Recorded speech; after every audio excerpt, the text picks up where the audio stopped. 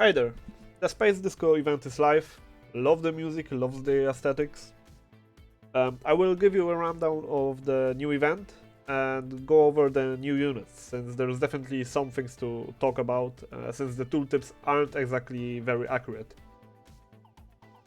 From the main screen, let's start with the fans sign-in, and those are basically login rewards. There's a bunch of goodies to grab over 7 days. The event lasts for 14 days, so there's plenty of time to grab everything. Now below that we have the preparation time, and this is basically the campaign mode of the event. There are 3 chapters, with the second and third unlocking after a certain amount of time. Each chapter has a bunch of rewards tied to it, and takes the form of basically a Leaper Odyssey level. There's a unique gimmick here where you have to connect power circuits from one point of the map to another, but nothing too complicated. I don't think anyone should have trouble with it. And the enemies here are fairly low level too, so even newer players shouldn't have problems with the event. Now, the only thing to keep in mind here, if you aren't in a rush for the rewards, there's nothing time sensitive here, so you can just complete it at your own pace. Below the preparation time there is the bursting moment, and this is basically where you farm the event currency. There are 8 stages with increasing difficulty, each one giving more and more event currency. After you beat one level you unlock the higher difficulty, and so on until stage 8.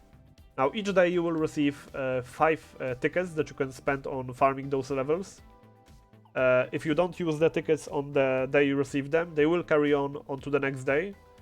Although I am not sure if there is a cap on how many tickets you can hold, so be careful. Now, just as with the last event, at the very bottom you have a list of leapers. Each leaper here will give you a bonus to the amount of event currency that you can get if you use those units in your formation. Now, because you can stack a fairly high bonus, it's usually better to farm lower stages with those units included, even if they are level 1, than farming the highest stage you can get normally. Now, to spend all of the shopping tickets, we have the event shop. It has 2 stages, with the second one unlocking after you buy out the first one. And honestly, it seems to be very easy to buy out everything.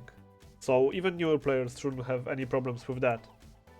Now, judging by how the previous events worked, all of the excess event currency will probably be converted to Leaper coins after the event ends.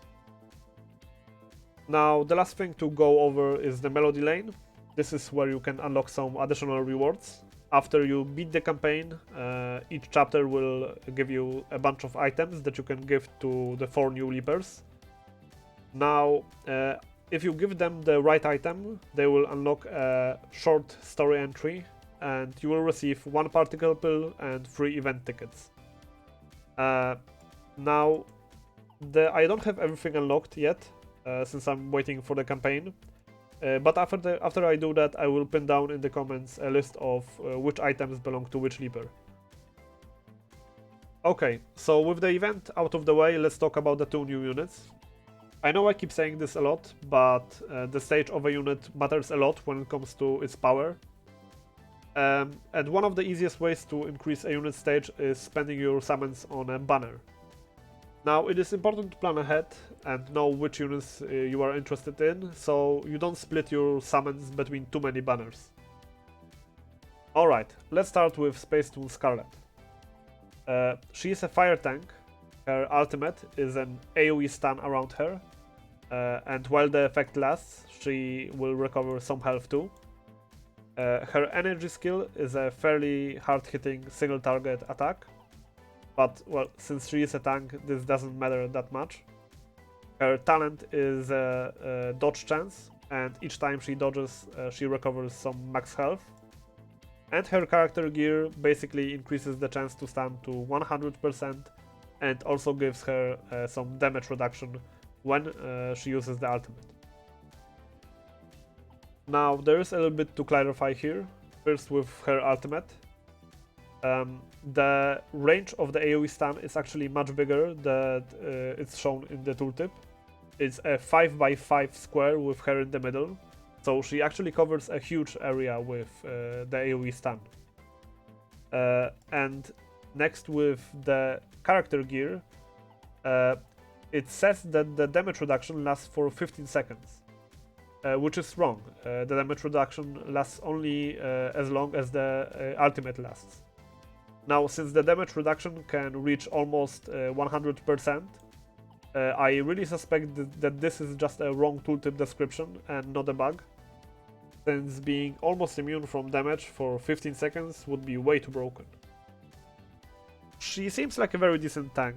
The damage reduction from her character gear is a little bit less impactful than it may seem, since most of the enemies will be stunned anyway.